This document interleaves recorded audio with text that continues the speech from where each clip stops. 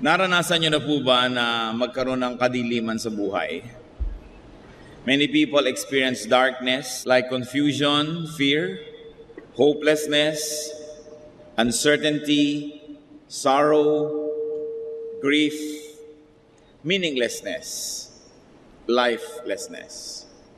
Napakahirap dumana sa mga dilim sa buhay na parang wala ng katapusan. That is why people love light.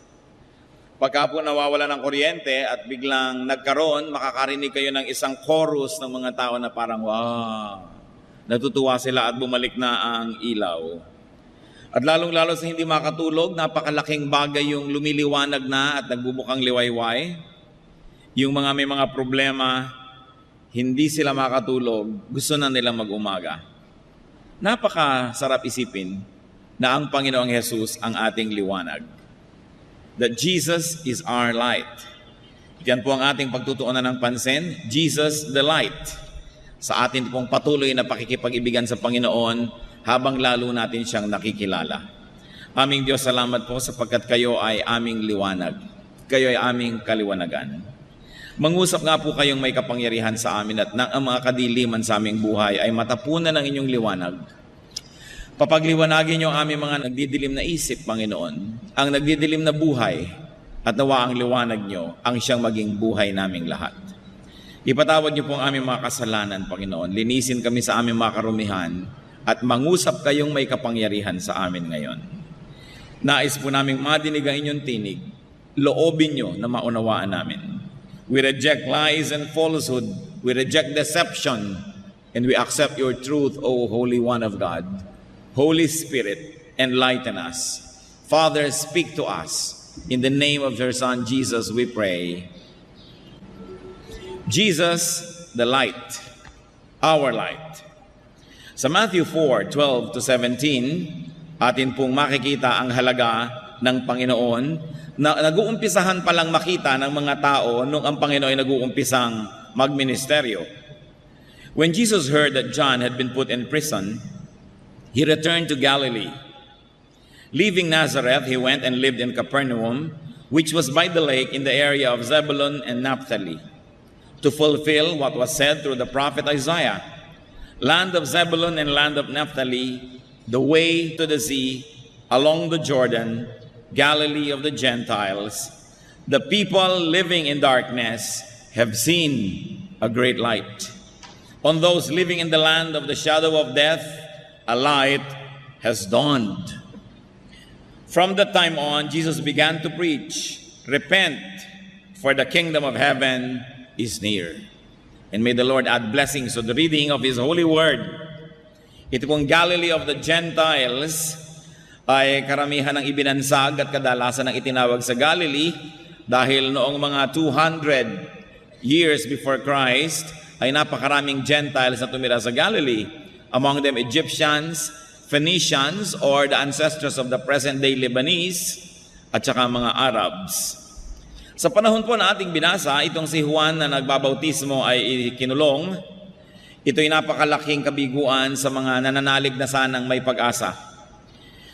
Daang-daang taon na tahimik ang langit, tahimik ang Diyos, walang propetang nagsasalita sa Israel, at tinawag ng Diyos itong si John, isang kislap ng liwanag sa napakadilim na buhay ng Israel. Subalit, umaasa na sana at ang mga tao ay nagkakaroon ng liwanag, subalit siya ikinulong, dinakip, at ngayon kadiliman na naman ang nagahari sa puso ng mga tao. It was a time of disappointment, of sorrow and despair. It was also a threat to the people, sapagkat malaking panganib na kung yung pinuno na si Juan na nagbabautismo ay ikulong, maaaring lahat ng kanyang mga alagad at sumusunod at nananalig ay ikulong din. Therefore, it was a time of darkness. At the time, Jesus left Nazareth and moved to Capernaum to live there. Makikita po natin na hindi naman madali sa kanyang gawin yon, subalit siya ay lumipat sa lugar na ito to fulfill prophecy. Yun pong binasa natin na Matthew 4:15-16 ay isang alingaw-ngaw lamang or echo ng Isaiah 9:1-2. At sa Luke 2:32, inuulit po ang temang ito, a light for revelation to the Gentiles and for glory to your people, Israel. Ito po yung reference sa Panginoong Jesus. So who were the Gentiles? They were geographical Gentiles. Yung mga nakatira sa mga lugar na maraming hindi anak ng Israel, at marami naman kahit anak ng Israel, spiritual Gentiles. Natagurian na Israelite pero nabubuhay din sa dilim, sa kawalan ng pag-asa at sa kasalanan. So the Lord Jesus Christ was light for the Gentiles, both the geographical, racial, and spiritual Gentiles. In other words, the Lord was hope and light for those who are living in godlessness. Paano po ba nagkakaroon ng godlessness? Bakit may mga taong sinasabing godless? O hindi na nanalig sa Diyos? O malayo sa Diyos? More often than not, ang mga tao pong ito ay nalalayo lang sa Diyos, nabubuhay ng lumalabag sa kalooban ng Diyos dahil lang wala silang pag-asa. Dahil wala nang inaasahan, walang pinaniniwalaan, at walang liwanag na nababanaag sa buhay, sila po ay pinagdidimla ng isip, natural, at sila ay nagwawala, nawawalan sila ng kontrol sa sarili, sinisira ang sarili at ang lahat ng makasalamuha dahil walang inaasahan. Kaya nakikita nyo po, sa sobrang maralita, miserable ang buhay.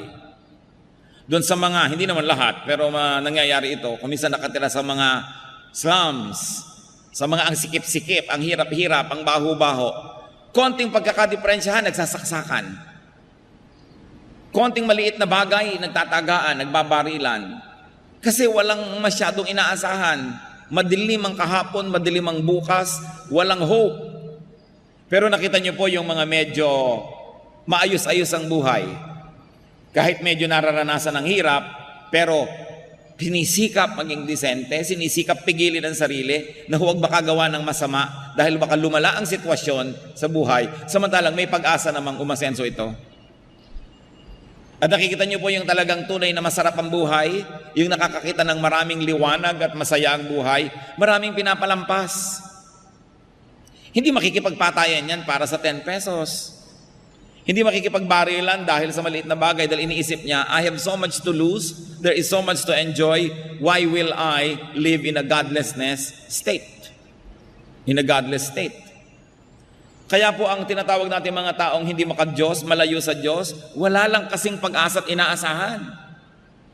Kaya ang ating dapat ginagawa, nagiging munting liwanag tayo ng sanlibutan, kaya ang sabi, you are the light of the world. At kung yung mga taong maiinitin ng ulo, papatay sa kahit konting halaga lamang, sa isang cellphone ay papatay o magpapakamatay dahil wala nang malaking inaasahan sa buhay, kung tayo magbibigay sa kanila ng pag-asa, liwanag, lakas ng loob, sila ay magiging mas makadiyos. Kaya mahalagang unawain po natin kung sino si Jesus. Siya ay liwanag ng sanlibutan. Dapat dinadala natin ang liwanag na yon kanino man. That we, the people of God, must preach hope instead of condemnation, instead of issues. Kesa tayo nananakot, pinagtatalo-talunan ng mga kung sinong mas mahusay na relihiyon, dapat ang atin pong ipangaral ay pag-asa, liwanag, sapagkat oras na ang tao'y nagkaroon ng pag-asa, magsisikap siya. Magkakaroon siya ng inspirasyon, ng lakas, ng pagtitiis, sapagkat may inaasahan. Ang nagiging desperado lang ay yung walang inaasahan. Kaya sabi nga ng isang tao, nakawin mo na ang lahat, huwag lang ang pangarap. Huwag lang ang pag-asa. Huwag lang yung inaasam. Sapagkat pag ang tao ay wala ng inaasam o wala ng pag-asang makakamit ang inaasam, sinisira na niya ang kanyang buhay, pati ang mga buhay ng nasa paligid niya. And this is what Jesus was, and this is what Jesus is. That His hope, He's the light of the world. So Jesus fulfilled prophecy by living in this certain area, and the Lord Jesus, of course, preached hope. Pag-asa. Sabi sa Matthew 4:17, from that time on, Jesus began to preach. And what was the preaching? Repent, for the kingdom of heaven is near. Nakita niyo po yung tumatakbo sa mga kompetisyon, sa mga karera, sasabihin, malapit na, sige na, malapit na. Nakakita ka ba ng cheering squad na sinasabi doon sa tumatakbo, malayo pa, malayo pa. Naku, ang layo-layo pa. Eh di nawala ng pag-asa.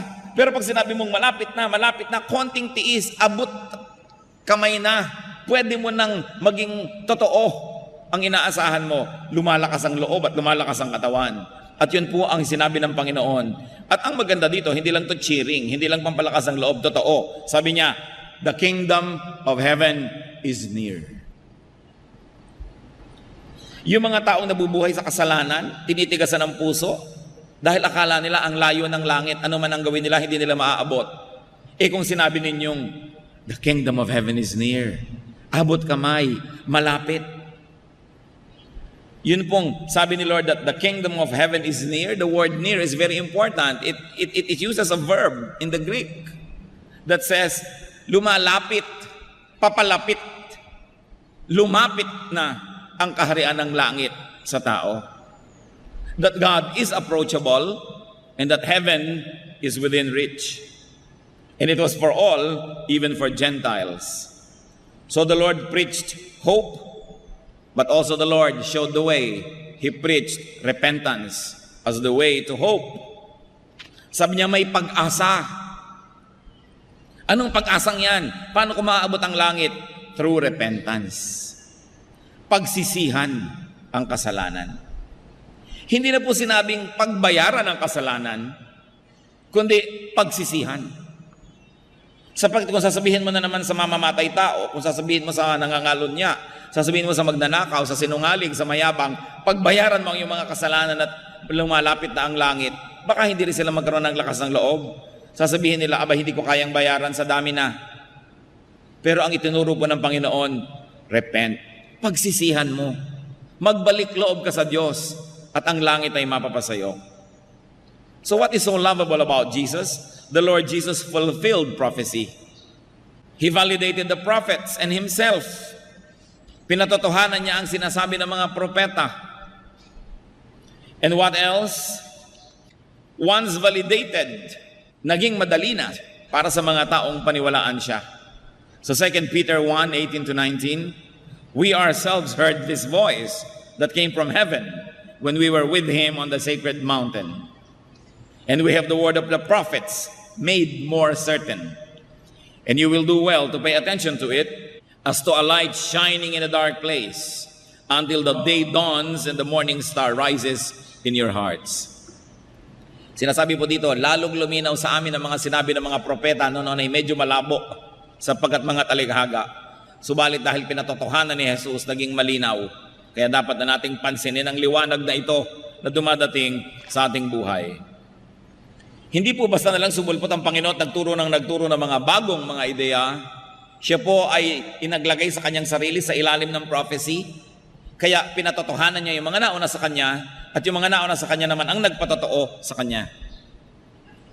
Even today, brothers and sisters, it is important to check teachers, to check teachings against prophecy and the Bible. Pag meron nagtuturo, tingnan mo, yan ba yung sinabi sa prophecy? Yan ba yung nasa Bible? Dahil ang Panginoon man, ginawa niya po yung Bible at yung prophecy na reference para mapatotohanan kung sino siya at kung anong sinasabi niya. Huwag kayong padadala-dala kahit kanino na lang na that saith the Lord. Sabi ng Panginoon, nagkaroon ako ng vision. Kailangan i-check sa Bible sapagkat napakadaling dayain ang puso ng tao, maski malinis. Maski sinasabi niya, hindi ko gustong mandaya, propeta ako, pero siya pala ang nadaya. Kahit hindi niya intensyong mandaya, baka nilalagnat lang siya. Kaya ang mahalaga laging chinecheck because even the Lord had Himself validated by prophecy. Kaya ang sabi sa Galatians 1:8-9, tungkol sa mga bagong katuruan, but even if we or an angel from heaven should preach a gospel other than the one we preach to you, let him be eternally condemned. As we have already said, so now I say again, if anybody is preaching to you a gospel other than what you accepted, let him be eternally condemned. Sabi po ng maakda ng Galatians, kung may magtuturo pa sa inyo ng ibang daan ng kaligtasan, liban sa naituro na sa inyo dito sa Biblia, ay sumpain ang nagtuturo na yun. Ito nang naisulat, yun na, wala nang iba. Huwag nang dagdagan pa. Laging i-check, nasa Bible ba yan? Sinabi ba yan sa Bible? Pag may nagkiklaim, ganito pong gawin natin, ganitong ginawa ko sa buhay ko, so gawin nyo rin sa buhay nyo. Sabi nyo, teka, sa kanyang buhay, baka totoo, pero sabi ba sa Bible, para sa lahat ng tao yun. Pag may nagsabi sa inyong, alam nyo, 31 araw akong nag-ayuno at sinagot ang aking dalangin. Therefore, 31 araw din kayo mag-ayuno para sagutin ang dalangin nyo. Teka, mo, sa'yo siguro nag-work, personal. But does your personal experience become a universal truth to everybody? So you check the scripture. Sinabi ba sa Bible na para sa lahat yon? O baka man para lang sa kanya? Kung para sa kanya, paano natin pabubulaanan? Nag-work naman talaga sa kanya. Pero hindi ibig sabihin mag-work sa lahat ng tao. That's why we should be careful with our testimonies. Ang testimony ay personal lang. Noon pong yung anak ko may sakit, sabi sa akin ng Espiritu ng Diyos, huwag mong ipadoktor, akong maggagamot. At gumaling po talaga ang anak ko. Ito siya, palakpakan naman ng lahat ng tao. Therefore, pag may sakit po ang anak nyo, huwag nyo ipapadoktor. Para hindi tayo dapat gumawa ng ganong conclusion. Personal lang na experience niya yon, personal na naranasan niya, pero hindi ibig sabihin doktrina para sa lahat ng tao. Para maging doktrina sa lahat ng tao, kailangan makita mo sa Biblia ang sinabi nga, at ito'y para sa lahat ay dapat sumunod dito. Mag-ingat-ingat po kayo sa pakikinig sa mga testimonyo, kasi ang Panginoong Diyos may mga pakikitungo sa atin na very personal. Binibigyan ka ng ideyang ganito, kasi gusto kanyang pagpalain na ganon, pero hindi ibig sabihin pwedeng kopyahin ng lahat ng tao. Kaya yung mga iba nag-aaral, paano ba lumalago ang simbahan A, ang congregation B, yung fellowship 3, tapos kokopyahin ng ibang churches, lahat ng ginawa, ay ganitong ginawa nila, gawin din natin, ganitong ginawa, gawin din natin. Hindi iba-iba ang dealing ng Panginoon sa bawat kongregasyon, sa bawat tao. Hindi ko man nag-work yung formula na yon, doon sa lugar na yon, mag-work dito. Hindi universal yon, personal lang. Kaya mahalaga, yung kilala natin ang salita ng Diyos, ilalapat natin doon yung mga claims ng mga tao. Dahil kuminsan madali tayong mapapaniwala, lalo't nakita natin totoo nga, effective sa buhay ng iba. Gumagaling sila sa sakit nila, o yumayaman sila, o sumasaya sila. Sabi ng isa, alam nyo, ako nag-pray, 9 na Biyernes, alas 3 ng umaga, bumalik ang asawa ko. Hindi ibig sabihin lahat ngayon ang iniwan ng asawa ay magdadasal lang ganun, babalik din. Do not make doctrines out of personal experiences. It's purely personal. Make doctrines only out of those that are validated by the Bible. Kailangan yun. Ipinakakadiin-diin ko po ito dahil kuminsan tayo nagiging emosyonal. Gusto nating kopyahin yung biyaya na natanggap ng kapwa natin. Iba-iba ang pakikitungo sa atin ang Diyos. Personal. Katulad ng iba-iba ang ating mga fingerprints. Walang magkakamuka. Napakahalaga po yun na atin ding i-appreciate tungkol sa Panginoong Jesus that He submitted Himself to prophecy. Kung siya nga nagpa-validate sa Scripture, lalo naman tayo dapat. Also, the Lord Jesus lived among the hopeless. Very important. Yung mga walang pag-asa, yung mga kasalanan, yung isinusuka ng lipunan, yung mga outcast, doon nakisalamuha ang Panginoon. Nakisangkot siya sa kanilang buhay. Hindi lang siya nakisalamuha, hindi lang nakihalubilo, hindi lang nakipagbabutihan, siya ay nakipagpalagayang loob, nakisangkot, nakisama, nakiisa sa pagdurusa ng mga tao. Kaya ang sabi sa John 1:14, the Word became flesh and made His dwelling among us. We have seen His glory, the glory of the one and only, who came from the Father, full of grace and truth. Luke 19:10, for the Son of Man came to seek and to save what was lost. And Luke 5:31, Jesus answered them, it is not the healthy who need a doctor, but the sick. Kasi kinikriticize siya, bakit ka nakikipagmabutihan sa mga makasalanan? Bakit ka nakikihalubilo sa kanila? Sabi niya, ang mga may sakit ang nangangailangan ng doktor, hindi ang mga magagaling. Kaya ako ay nakikisalamuha sa mga kapuspalad, sa mga kawawa, sa mga walang pag-asa. Kaya po sobrang kaibig-ibig ang Panginoon. Di po ba pag kami mga sawimpalad, halos ayaw nating puntahan, ayaw nating makihalubilot, baka kamautangan, baka kamahingan, ayaw mong masyadong makipagkwentuhan ng mahaba dahil baka dumaing, baka mamaya masangkot ka sa mga problema niya. Kasi yun ang selfish human nature. But the Lord shows us the way. Siya mismo ang gumawa ng paraan umalis sa langit, tumira sa lupa, makasama ng tao, at among the people, ang hinanapan niya, yung mga pinakaaba, pinakakawawa, pinakawalang pag-asa. And He became the light in darkness. He became the light to people. At ang kanyang isang description sa kanyang sarili, John 9:5, I am the light of the world. Ano po ba yung light? Light, of course, equals life. Kahit sa biology, alam natin na kung walang photosynthesis, walang liwanag galing sa araw, walang halaman. Kung walang halaman, walang kakainin ng hayop. Kung walang kakainin ng hayop, walang kakainin ang kapwa hayop na kumakain ng hayop at taong kumakain ng hayop. Paano magkakaroon ng buhay? Light is warmth. Kaya nakita nyo, pagka may mga premature na ipinanganak na mga baby o kaya mga bagong mga sisiw, may liwanag para uminit at sila ay patuloy na mabuhay. Light is guide. Sa gabing madilim, ano po ang naging guide ng mga wise men para mahanap ang Panginoong Jesus? Bituin, liwanag. At kahit sa mga madidilim na auditorium, may mumunting mga liwanag sa hagdanan para hindi ka mahulog at matapilok. Because light is guide. Therefore, light is bridge. Bakit po ang layo-layo nyo, pag tiningnan ko kayo at tiningnan nyo ako, tayo nagkakaroon ng tulay, nararamdaman kong mararamdaman nyo, makararamdaman nyo ang nararamdaman ko, magkakasenyasan tayo, nagkakabasahan tayo ng isip, dahil may liwanag.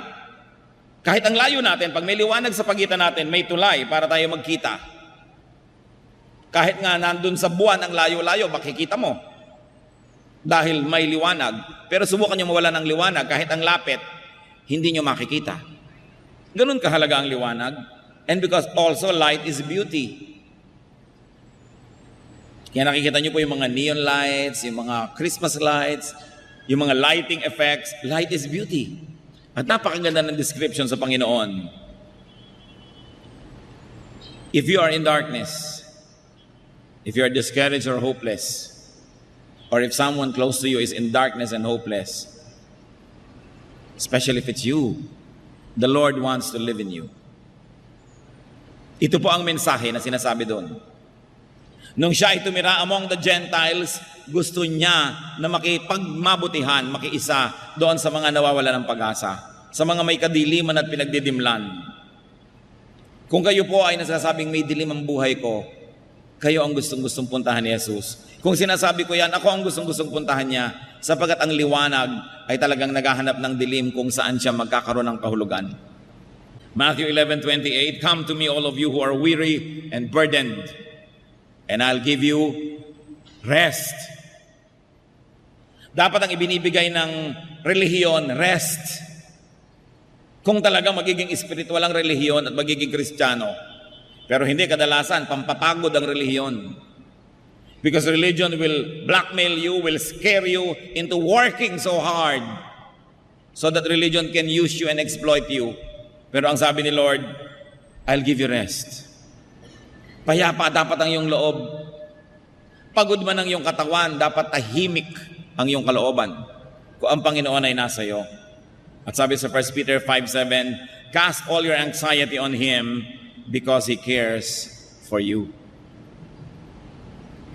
What was so precious about the declaration of the Lord, even to the Gentiles? The Lord declared the nearness of the kingdom of God. He declared the nearness. Nakikita po natin na malayo ang Diyos sa mga may kasalanan.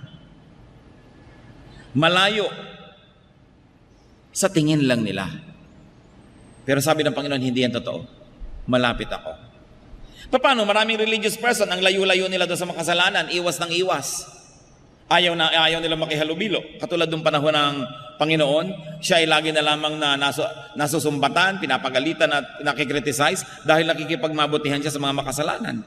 Akala tuloy ng mga makasalanan, yung mga relihiyosong tao, ang representative ng langit dahil malayo sa kanila, therefore malayo sa kanila ang Diyos. Kaya ipinakita po niya ng Panginoon na siya ay nakisalamuha. Hindi dapat tayong puro pagpapahirap sa kapwa ang ginagawa natin. Alam mo, para ka matanggap ng Diyos, dapat ganito, dapat ganyan, dapat ganyan. Ang dami natin binibigay na requirement. Ang sinasabi ni Lord, repent. Magsisi. Pagsisihan ng mga kasalanan. At abot kamay lamang ang langit. The Lord Jesus Christ brought heaven near to us. Kaya yung ipinapanalangin natin, Thy kingdom come, mapasa amin ang kaharian mo, no? Dumating dito sa lupa ang nandoon sa langit. Ito'y nangyari sa Panginoon. Kaya ang tanong ito mga kapatid, malapit po ba sa puso natin ang langit? Tayo ba'y may kasiyahan, kagalakan, pag-asa, kapayapaan, o baligtad o wala? Kasi kuminsan kahit may relihiyon ka, kahit karelihiyoso, parang malayo ang langit. Ang kailangan natin ay namnamin, unawain ang ibig sabihin ni Jesus, that the kingdom of heaven is near. That is why Matthew, Mark, Luke are called Gospels. Maging ang John. Kasi good news. What is the good news? The kingdom of heaven is near. And the Lord taught the way to the now reachable kingdom of God, and that is through repentance. To turn away from sin and to turn to the living God. Repentance is a central theme of the New Testament. Yan talaga po ang tema ng New Testament. So, why is Jesus lovable? Because Jesus came from heaven to earth to be the light of the world. And because of Jesus, life can be bright. Ano po ba ang mga kadiliman sa ating buhay? Saang lugar ba ng buhay natin tayo pinagdidimlan o parang kulang sa liwanag? Remember that the Lord Himself is the light of the world. That the Lord is the righteousness of the sinners, the hope of the hopeless. Romans 8:31 to 34. What then shall we say in response to this? If God is for us, who can be against us? He who did not spare His own Son, but gave Him up for us all, will He not also, along with Him, graciously give us all things? Who will bring any charge against those whom God has chosen? It is God who justifies. Who is He that condemns? Christ Jesus, who died, more than that, who was raised to life, is at the right hand of God and is also interceding for us. So dapat wala na ang taong nasa Panginoon na nawawala ng pag-asa. Kung minsan pinanghihinaan ka lang ng loob, pero hindi dapat nagtatagal. Sabi nga ni Martin Luther, you cannot stop birds from flying over your head, but you can stop them from nesting in your hair. Hindi mo nga naman mapipigil ang ibon na lumipad sa ibabaw ng ulo mo, malaki ang himpapawirin, pero pwede mong pigilan yan na dumapo sa ulo mo at magpuga doon. Ganon din ang mga discouragement, ganon din ang hina ng loob, ganon din ang temptation. Hindi mo mapipigil na dumadaan. Kuminsan, bigla na lamang manghihina ang loob mo, bigla ka na lang matatakot. Pero dapat sandali lang yon sa mga anak ng Diyos. Kasi maaalala mong may Kristo, may Jesus, may liwanag, may pag-asa. Kaya nabibigatan ng tao dahil binubuhat niyang mag-isa ang mga dapat niyang ibigay sa Panginoon. Kaya nabibigatan ng tao, sinisikap niyang lutasin ang problema bukas ng mga pagpapalang para lang sa mga problema ngayon. Kinakapos tuloy, kapos bukas, kapos din ngayon. Today's sorrows will have enough graces from God. Today's needs will have enough supplies from God. Tomorrow will have a problem of its own, and tomorrow will have a supply of its own. Yang sinasabi, give us this day our daily bread. Hindi naman sinabing, give us this day our weekly bread. Give us this day our monthly bread. Tapos iniisip mo, paano next month? Gagastos na naman ako. Magbabayad na naman ako ng rent.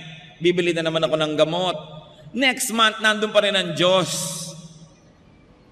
Ang harapin mo lang yung ngayon, yung nandito, dahil kasama mong Diyos ngayon, ipinangako niya yon. Bakit mo lagi na lang iniisip yung bukas? Hindi naman masama siyempre mag-save kung kaya nyo. Mag-impok para sa bukas, maghanda. Pero huwag niyong pag-alalahanan, lalo't wala namang kayong hawak, wala kayong magagawa, wala pala. Ano ngayon ang iniisip niyo? Wala pala eh. Mag-isip lang kung meron, kung wala, anong gagawin niyo? Alalahanin niyo, God is here today, God will be there tomorrow. Because God is always constantly on our side. Kaya lang tayo pinanghihinaan ng loob at tinitingnan natin yung problemang malaki. Hindi natin tinitingnan yung mas malaking solusyon, ang Panginoong Yesus. Kaya tayo natatakot sa dilim, yung kaprasong dilim ang ating naiisip, nalilimot nating may liwanag kung gusto lang natin. Marami po mga bahay ang didilim, buksan lang ang bintana, lumiliwanag na. Pero kasi nakasara ang mga bintana. O kaya nagdidilim ang buhay, ang dilim, ang dilim, ang dilim. Nakapikit ka kasi, dumilat ka. At marami mga tao nakapikit kahit bukas ang mata. Walang liwanag. O ang liwaliwanag nadidiliman kasi pagkakapal-kapal ng dark glasses na suot. Maliwanag po, may pag-asa. Baka may suot lang kayong madidilim na salamin. Kaya dapat tanggalin. Kumisan ang liwaliwanag, ang ganda-ganda ng view, hindi makita kasi may cataract. So ooperahan, tatanggalin ang cataract. Maraming nakatakip sa liwanag ng Diyos sa ating buhay. Kaya tuloy tayo nagdidilim. Kaya tayo may mga kadiliman. Remember that Jesus is light. And because of that, we can have peace. That Jesus is lovely and lovable. So do not live in darkness. Do not be afraid of the dark. Let Jesus give you peace. Let the light of Jesus shine on you. Tayo yumuko sa presensya ng Panginoon at pagbulay-bulayan ito. Meditate on Jesus as hope, as peace, as light. Magbulay-bulay tayo. Huwag tayong paabala kanino man sa anumang isipin. Ano ang ating kadiliman? Ang Panginoong Diyos ang liwanag. Ano ang mga kabigatan natin? Ang sabi ng Panginoon, ibigay sa akin. Jesus lived among the Gentiles so that He could be their light. Tayo ang mga Gentiles na yon. Hindi na dapat madilim pa kung nandyan na ang Panginoon. Baka kailangan lang buksan ang isip, buksan ang bintana, tanggalin ang madidilim na salamin, kuskusin ang mata at ang makakita ng mabuti-buti. Subalit ang liwanag ng Panginoon ay para sa lahat. Panginoong Diyos, sa amin pong pagbubulay-bulay, ipakita mo ang iyong liwanag. Kung meron sa aming Panginoon na nawawala ng pag-asa, pinanghihinaan ng loob, huwag niyong payagang magtagal ito sa aming puso sapagkat hindi bagay sa inyong mga anak ang may ganitong alalahanin. Meron kaming napakaresponsable, maibigin, mayaman, makapangyarihang magulang. Hindi bagay sa mga anak na ganito ang lagi nang mag-alala at matakot. At dahil kayo'y liwanag, Panginoon, turuan niyo kami maging responsable. Sapagkat anumang ginagawa o iniisip namin ay hindi nakatago sa dilim, nasa liwanag, dahil kami ay anak ng kaliwanagan. Kung may mga anak kayo, Panginoon, na nagkukubli sa dilim, nabubuhay ng may kasalanan, pagkukunwari, pagbabalat kayo, pandaraya, ipakita mo, Panginoon, na hindi kami pwedeng mandaya, na maaring na ikukubli namin sa ilang tao. Pero kita nyo, sapagkat kayo'y liwanag, walang maitatago sa inyo. Ituro mo sa amin ang buhay na pareho lang, sa diliman o liwanag kami mapunta, kita man ang kapwa o hindi, ang buhay namin maging pareho.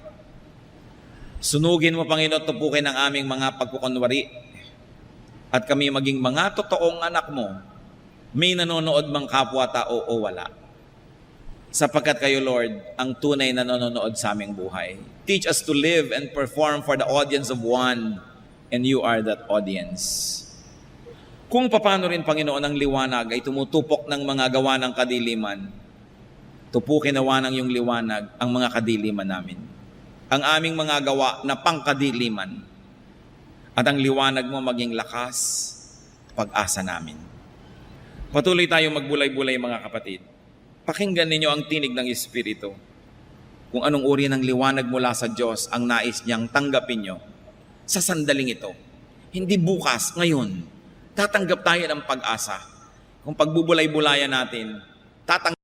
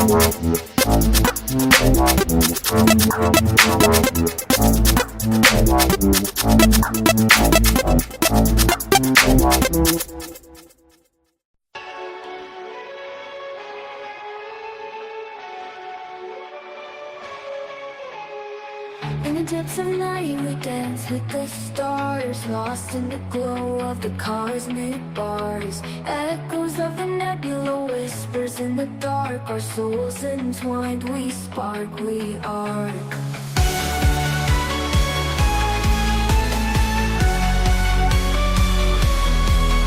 In the depths of night we dance with the stars, lost in the glow of the cosmic bars. Echoes of the nebula, whispers in the dark. Our souls entwined, we spark, we arc.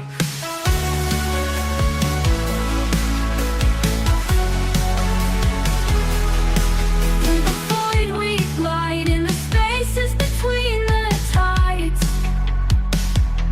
Melodies of the unknown, in the shadows we've grown. Beneath the satellites we roam free, in the shadows of the galaxy. Electric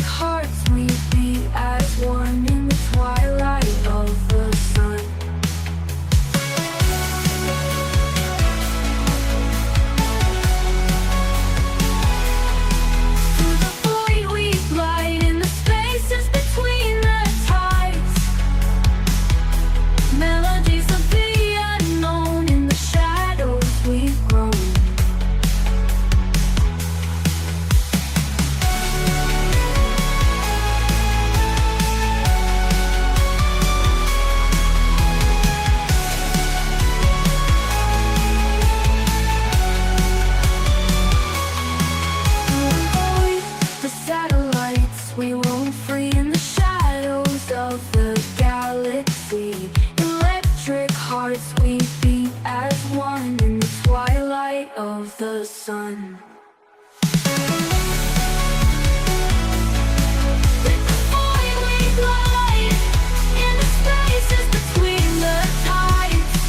Melodies of the unknown, in the shadows we grow.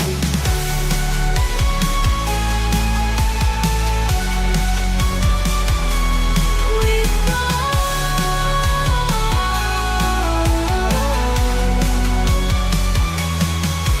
Beneath the satellites we roam free, in the shadows of the galaxy. Electric hearts we beat as one in the twilight of the sun.